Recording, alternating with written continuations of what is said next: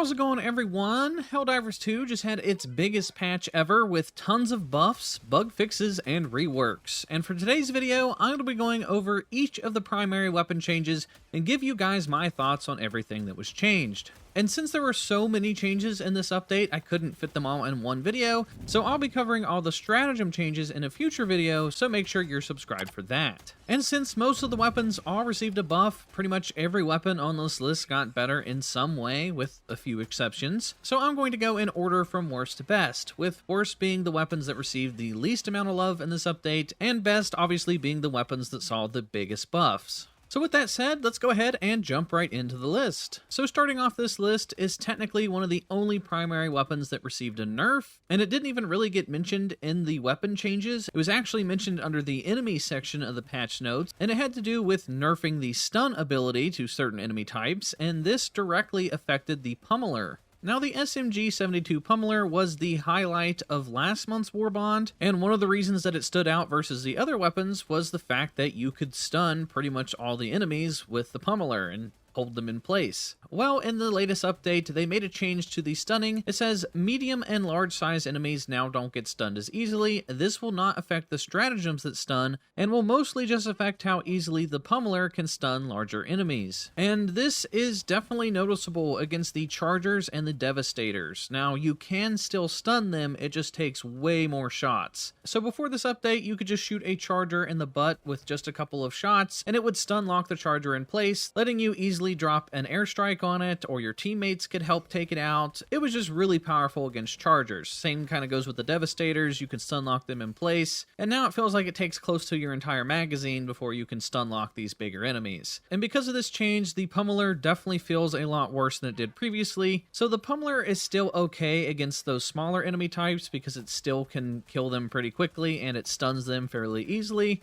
But you are going to struggle against those medium tier enemies with the Pummeler now, and because of that, I don't see me using the Pummeler as much as I would have before. There are so many other great weapons now because of this update that I'm probably going to be putting the Pummeler on the shelf for a little bit. So the next weapon on the list is the AR-23C Liberator Concussive. Now, it only received one change in this update, and they increased the projectile damage against durable body parts from 23% to 35%. Now, a lot of the weapons on this list received similar changes, and with the Concussive Liberator, I couldn't really tell much of a difference, to be honest. I noticed a little bit more against the Terminids, but the major problem with the Liberator Concussive is just how this weapon's designed. It's meant to basically just stagger your enemies, and because of that, it just doesn't do that much damage. It feels like you're just bullying and pushing your enemies around instead of killing them, which makes this more of like a support weapon if you want to help your teammates. Like, you can stun lock your enemies and then your teammates can finish them off. I tried a number of different matches against the bots and the Terminids, and I was basically just pushing everything away from me and none of it was dying. Even with some of these smaller enemy types, it felt like I was just pushing them instead of killing them. So even though this weapon technically got a buff, I honestly just can't tell that much of a difference compared to a lot of these other weapons on this list. So unfortunately, until this weapon receives some sort of change or a crazy damage buff, I still can't recommend using this weapon if you're a solo player, but it might be a good choice if you want to be a supportive player and help your teammates. But for me personally, after this update, I'm still not going to be using the AR-23C Liberator Concussive. Okay, so the next weapon on this list is the default assault rifle. It's just the plain AR-23 Liberator, and it received a small change where they increased the projectile damage against durable body parts from 10% to 23%. Now, I liked all the changes that they made to the Liberator in the previous update over a month ago, so this is just like the cherry on top for me. The AR-23 Liberator already feels like it punches up. It only has light armor penetrating, but it can compete with most of the weapons that have medium armor penetrating. I guess it's just because it's so accurate, it basically just feels like you're shooting a laser beam, and it did a really good job at like destroying bug legs and taking out limbs of like the automatons. So now that it has a 13% damage increase to durable body parts, I was able to notice the difference. I feel like this weapon is good against both the automatons and the Terminids, and I don't really have any complaints. They just overall made this weapon better. I would occasionally use the AR-23 Liberator because I felt like it was one of the best assault rifles, and even though it got this buff and they made it even better than it was before, before, it's still not the overall best assault rifle, which is crazy. But I think if you were a fan of this assault rifle before this update, I think you're going to like it even better now. And yeah, that's basically it. I don't have any complaints with it, and I feel like it's in a pretty good spot. So I do recommend the AR-23 Liberator. Now, before we get any further into the list, I want to stop for a moment and thank today's sponsor, War Thunder. War Thunder is the most comprehensive vehicle combat game ever, and it's available right now for free on both PC and consoles. Take command of over 2,500 tanks, planes, helicopters, and ships ranging from biplanes and armored cars of the 1920s to fighter jets and main battle tanks of today. Immerse yourself in the intense combat of War Thunder, where incredibly detailed vehicles, realistic graphics, and authentic sound effects place you right at the helm of the most powerful war machines ever created. War Thunder features a comprehensive customization system with countless camouflages, historical markings, and decorations for all types of vehicles, and I've got to say, seeing all the different customization features is probably one of my favorite things about the game. Join a worldwide community of over 70 million players in epic PvP battles, and delve into the breathtaking experience that is War Thunder. There's an insane amount of content to discover, and there's simply no better game for fans of military history. You can play War Thunder for free on PlayStation, Xbox, and PC. Just use the link in the description or the pinned comment. New players and those who haven't played in 6 months will also receive a massive bonus pack that includes multiple premium vehicles, an exclusive vehicle decorator, 100,000 Silver Lions, and 7 days of premium account. The bonus pack is only available for a limited time, so you don't want to miss it. And thanks again to War Thunder for sponsoring today's video. So the next weapon on this list is the Plas 101 Purifier. Now, this was the final weapon that you could unlock in last month's War Bond, and it was a pretty big disappointment. A lot of people in the community were upset with this weapon, and one of the major reasons that everybody hated this weapon is because it didn't do nearly enough damage to justify the long charge-up time. So they made 2 changes to this weapon in this latest update. They increased the projectile armor penetration to be the same as the explosion, and they decreased the explosion damage falloff. And after my testing against both the Terminids and the automatons, I'd say it feels a little bit better. I'm still not a major fan of this weapon, but it at least felt usable. I will point out that I was having more success against the Terminids than I was the automatons. Because of the explosive damage, I found myself just shooting at the ground and letting the explosive damage take out those small groups of Terminids. Anytime I was getting swarmed by like 10 to 20 Terminids, I was just spamming the ground over and over with the explosive shots, and it was actually doing a pretty decent job of taking them out. You do have to be careful though, because if enemies get too up close to you, you can damage yourself with the explosive damage and knock yourself over. But it was doing a fairly decent job against the Terminids. They do not like that explosive damage. But then when it came to facing the automatons, it did a pretty decent job at taking out the smaller enemies, and it did a pretty decent job of taking out the Scout Striders, but any of the bigger automatons, like the Devastators or the Berserkers or the Hulks, I mean, good luck. It basically just felt like I was tickling them, and as often as you come across Devastators, having a primary weapon that just doesn't do that much damage to the Devastators feels a little underwhelming. So until they do some tweaking to make this weapon better against the automatons, I would recommend this as more of a Terminid weapon. Overall, I still feel like this weapon needs some tweaks. They did make it better. It does feel a lot better than it did a month ago, but it's still not going to be one of my go-to weapons, and I can't really recommend it compared to some of these other weapons on this list. So if I had to rate the Plas 101 Purifier after this update, I'd say it went from being awful to it's kind of okay. But if you guys decide to test it out for yourselves, let me know what you guys think about it down in the comment section.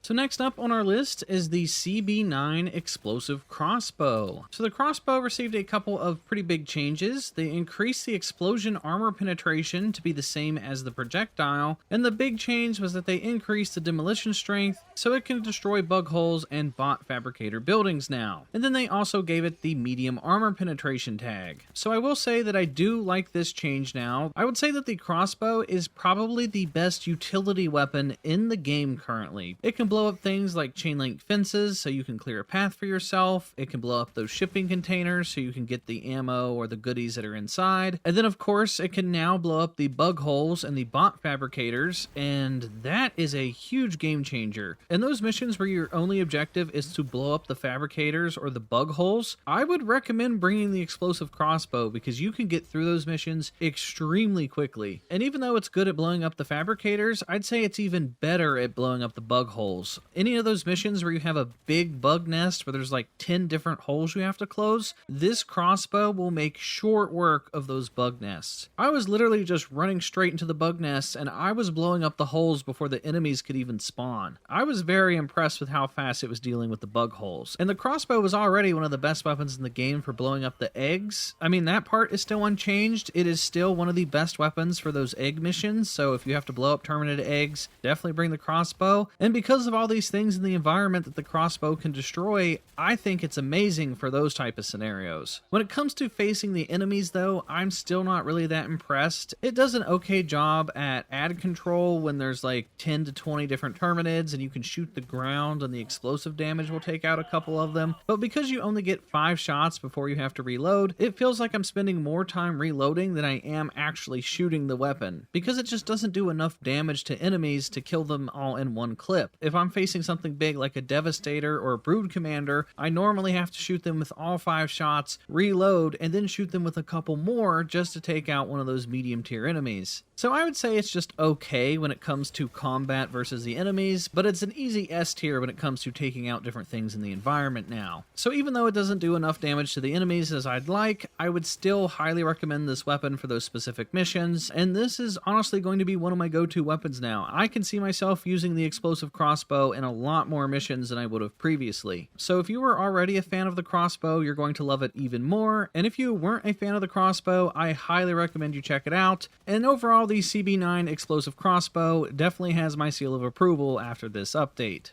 Alright, so the next weapon on this list ended up making it a lot higher in my ranking than I originally thought it was going to be, and it's the R63 Diligence. Now before this update, I never really saw a reason to use the R63 Diligence versus the Diligence Counter Sniper, because in one of the previous updates they buffed both of the marksman rifles, but the Diligence Counter Sniper I thought was just way better. It could one-shot kill Devastators to the head, and it instantly kills anything smaller than that, and I just really love the Counter Sniper. But in this latest patch, I'm really enjoying the R63 Diligence now. Now in this update, they increased the projectile damage against durable body parts from 10% to 25%, and then they also included in the change that some enemies have durable body parts that receive only a portion of base damage from projectiles. And I ended up being really impressed with this. That 15% buff made a big difference, and I think it is really good against the automatons now. It was okay against the terminids, like it was still doing a fairly decent job, and I would still recommend it against the terminids. It's just versus the automatons, it was kicking so much ass for me, and because of that 15% buff to the durable body parts, anytime you miss a headshot and you land a body shot or you land a shot in one of their durable parts, you can easily tell a big difference in that damage buff. And because the R63 Diligence holds more ammo in a magazine versus the Counter Sniper, you can kind of rapid fire this weapon. So if there's a large group of the smaller automatons, you can just rapid fire this weapon and take them all out with just one shot apiece. And it was also doing a very good job against the Devastators and stuff too. You can take them out very quickly by shooting them in the face, or you could just shoot them in the crotch and basically melt them in half. And I don't really know what else to say other than I could really notice this damage buff increase, and it makes the weapon feel a lot better, and this is going to be one of my go-to choices now versus the automatons. So if you haven't yet, definitely check out the R63 Diligence.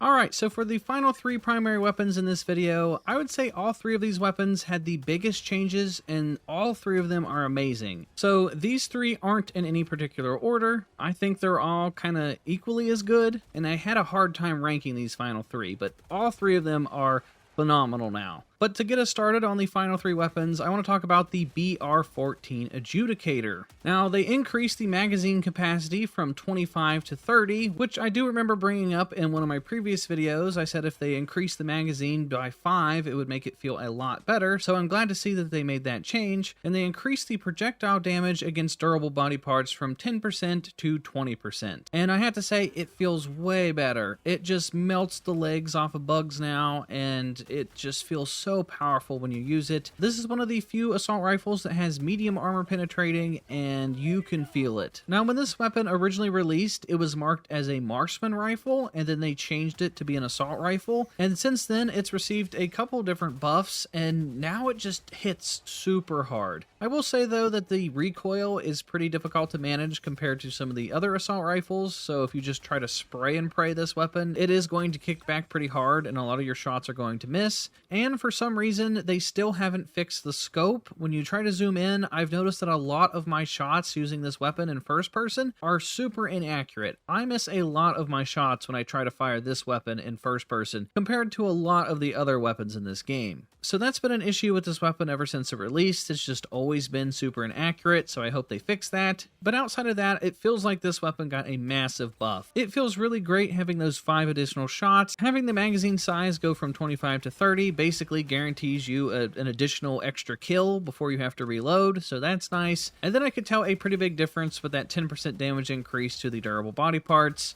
I personally just like to hip fire this weapon, and I kind of just spray it in bursts, and then if I want to be more accurate, I'll just change the rate of fire. But it definitely feels very powerful. This is one of my top favorite assault rifles in the game, and honestly, it's probably one of my favorite weapons overall in the game right now. It just feels really, really good, and depending on where you're at in this game, depending on how many war bonds you have unlocked, if you're itching for a good assault rifle, this is a pretty good option to have, and I would recommend unlocking this one as soon as possible because it's a pretty big game changer.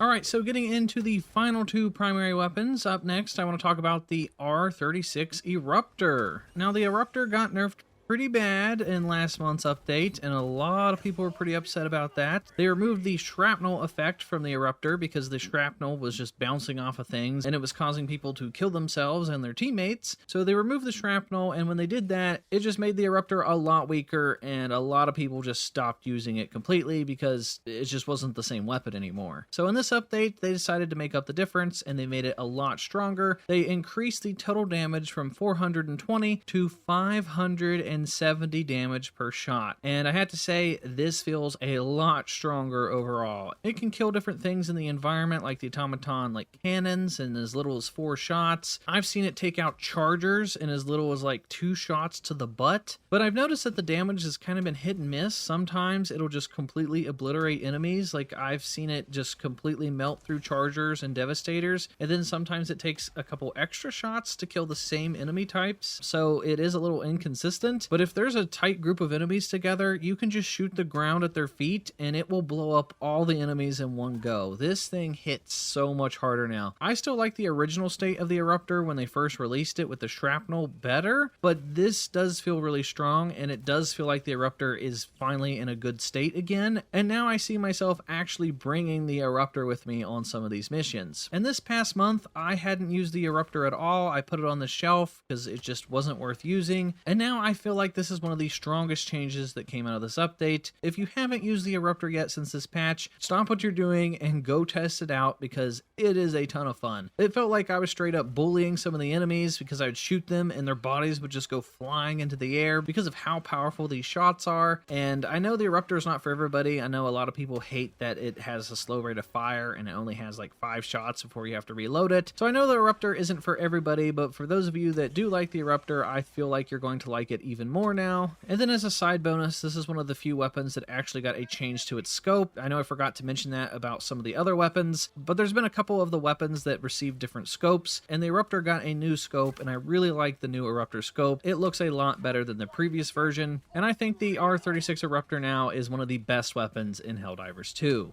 And then the final weapon for today's video is the AR-61 Tenderizer. Now, this was the laughingstock of last month's War Bond. This was the new assault rifle, and it was pretty awful. Everybody was memeing about it. It was not in a good state. And I guess the developers took that to heart because they buffed the crap out of this assault rifle. And there's a reason I saved this weapon for last, and it's because I think this is the best assault rifle in the game, and one of the, if not the best overall weapon in the game, in my opinion. I know there's some pretty steep competition, but the AR-61 Tenderizer is really good now. So let's talk about the changes. They increased the projectile damage from 60 to 95 on a primary weapon. They increased the projectile damage against durable body parts from 10% to 17%.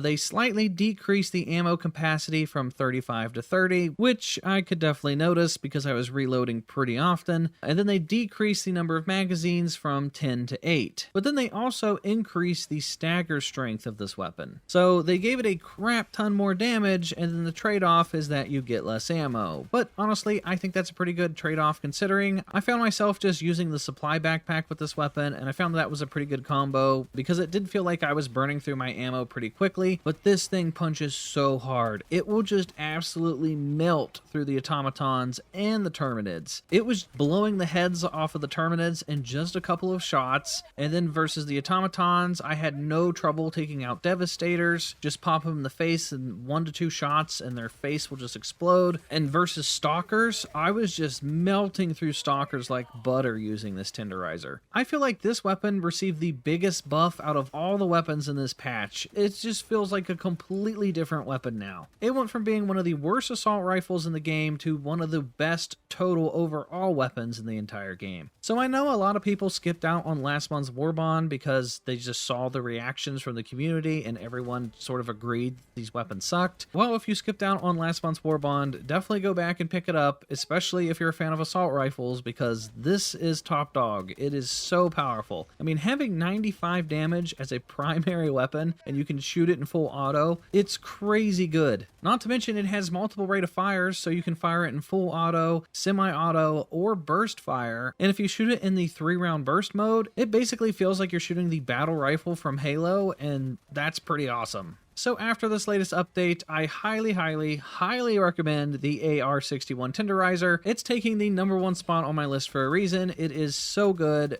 Go check it out. You're not going to regret it. So that's going to do it for all the new primary weapon changes that came in this update. Let me know what you guys think down in the comment section down below, and let me know what your favorite weapon is after all these big changes. And if you guys made it this far into the video, consider giving it a thumbs up because it helps me on the algorithm and it's greatly appreciated. And shout out to War Thunder again for sponsoring today's video. Make sure to check out War Thunder now for free on PC, PlayStation, and Xbox, and use my link in the description or pinned comment to register. And those of you who are new or haven't played in 6 months will also receive a massive bonus pack across all platforms, including multiple premium vehicles, in-game currency, and more. And that's going to do it for me, guys, and I will talk to you guys in the next video.